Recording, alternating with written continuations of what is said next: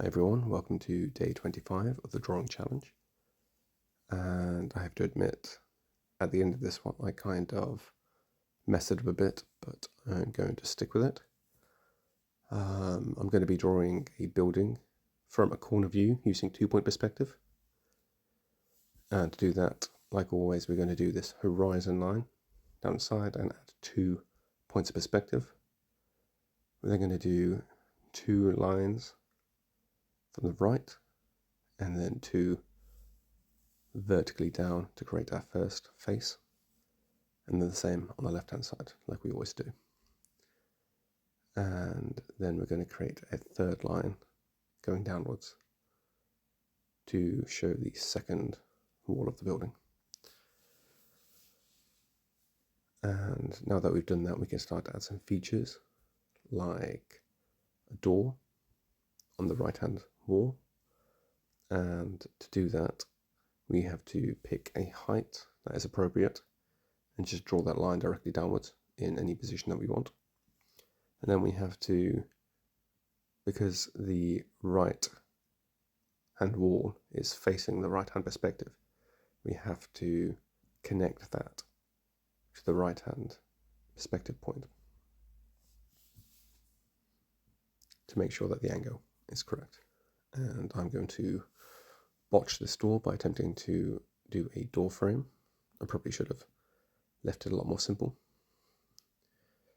but in order to make sure it's at the same height, I'm going to use the same line to draw 2 windows and then create the bottom line of both the windows.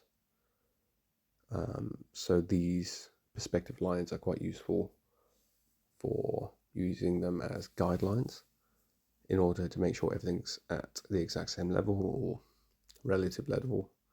It's quite a powerful tool, and that's exactly what I'm going to do by connecting the line up to the far edge of the wall on the right hand side, so I know that I can connect the left hand perspective to the middle, and know that technically the door on the left and the door on the right are going to be exactly the same height because they're both connected in the middle using both perspective points.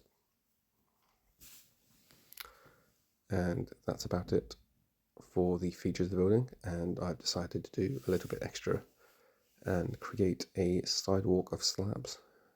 And we're able to see what the angle of these slab divisions, I guess, would be by taking them from the opposite perspective line.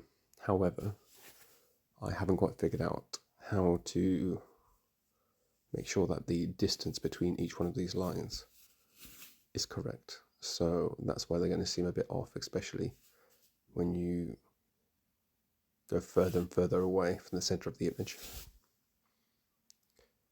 But I suppose doing this technique now, looking at that grid that is being formed, we can use this as quite a powerful tool as well to show different placements of things in 3D space.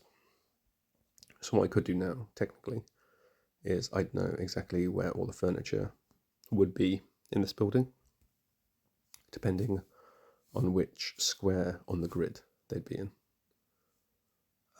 Maybe that's something we explore in the future, but I can really see that being useful. So all I'm going to do now is highlight all the lines that we should be able to see, and then I'm just going to speed through this, but I'm going to botch up the shading on the left hand side of the building. And yeah, that's it. So thank you everyone for watching. Tomorrow is going to be a lot better because I'm actually drawing a hand. I'm probably going to fail a couple of times and only really record once I've nailed it. But tomorrow I'm definitely going to take it slow and make sure everyone has plenty of time to understand the process of drawing a hand. It's not going to be amazing, but this is probably one of the scarier things to draw because we see them all the time. We know immediately if they look wrong. So best of luck to all of us, I suppose. I hope everyone has a good day, and I'll see you all tomorrow. Bye.